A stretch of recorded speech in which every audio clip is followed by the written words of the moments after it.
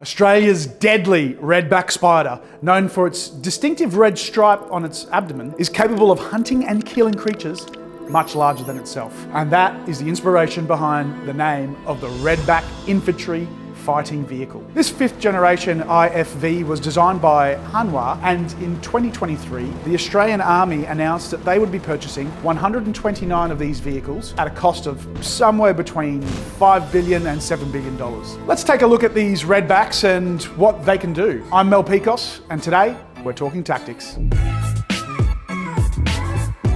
I recently made a video on Australia's Ghost Bat drone, an autonomous loyal wingman designed to fly in partnership with RAAF crewed aircraft, and also a list of 9 of the biggest budget defence projects currently underway in Australia. If either of those interest you, the links are in the description down below. Let me know if there are any other Australian military projects you'd like me to take a look at in the comments, and if there's an interest in them, I'll definitely get to them. But now, let's look at the Redback. What is the Redback IFV? The Redback IFV is a type of armoured fighting vehicle used to carry infantry into battle and provide direct fire support. IFVs often serve both as the principal weapons system and as the mode of transport for a mechanised infantry unit. The Redback will replace the Australian Army's M113 armoured personnel carriers, which were first purchased by the ADF way back in 1964 and used by the Australian units in the Vietnam War, in peacekeeping missions in Somalia, in Rwanda and East Timor. The M113s have been upgraded and modernised, but even still, they are seriously outdated, effectively obsolete, and have not been included in recent deployments due to their vulnerability to attack. The Army has stated that the M113s are not expected to be deployable for anything other than low-intensity, low-risk missions beyond 2025. So that brings us to the need for new infantry fighting vehicles. The Redback versus the Lynx.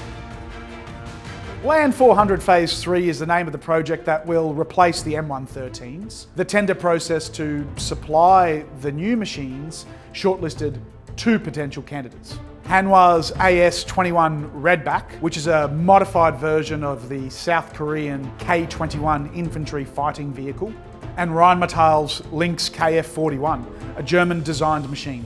Both companies tailored the vehicle they offered specifically for the Land 400 Phase 3 project and are tracked vehicles prioritising crew and troop protection while boasting seamless network capabilities with other Army assets.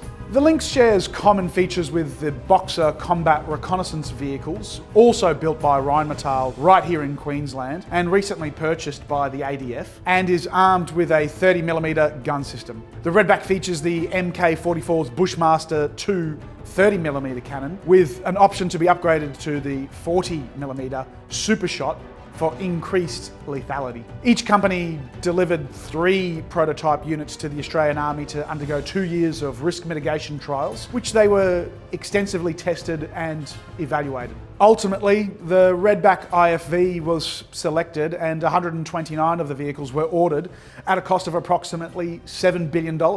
Originally, as part of Land 400 Phase 3, up to 450 vehicles were planned to be purchased. That number was reduced to 300 in mid-2022, and then in April 2023, as part of the Defence Strategic Review, that number was reduced again to the current order of 129 vehicles. So what is the Redback IFV?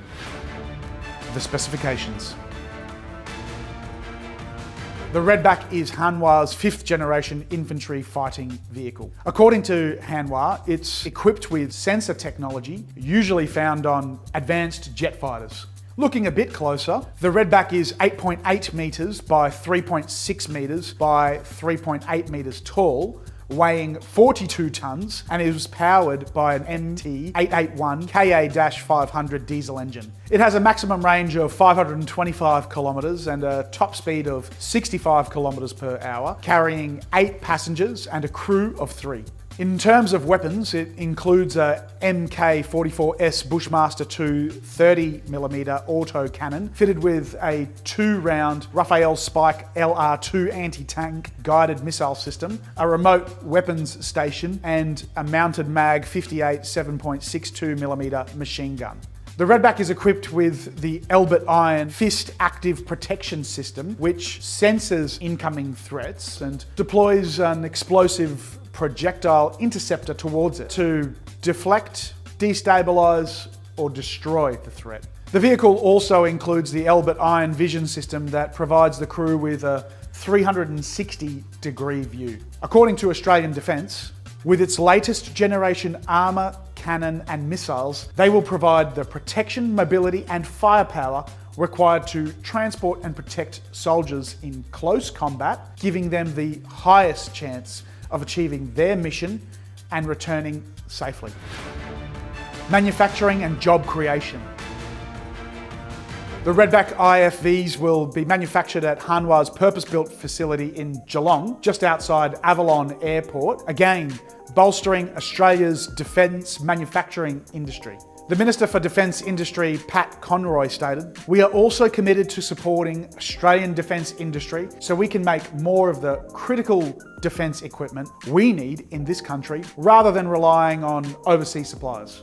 Our decision to build the Redback infantry fighting vehicles in Australia will support up to 600 direct jobs and more than 1,000 jobs in the Australian industry supply chain. An important local inclusion is the EOS R400S MK2 remote weapons station, a homegrown innovation. It was designed and manufactured by the Canberra-based Electro-Optic Systems. They specialise in advanced defence technologies that enable the integration of weapons systems onto a diverse range of platforms. Hanwha's local supply chain will include a significant number of Australian-owned and operated SMEs, further supporting the development of the Australian defence industry.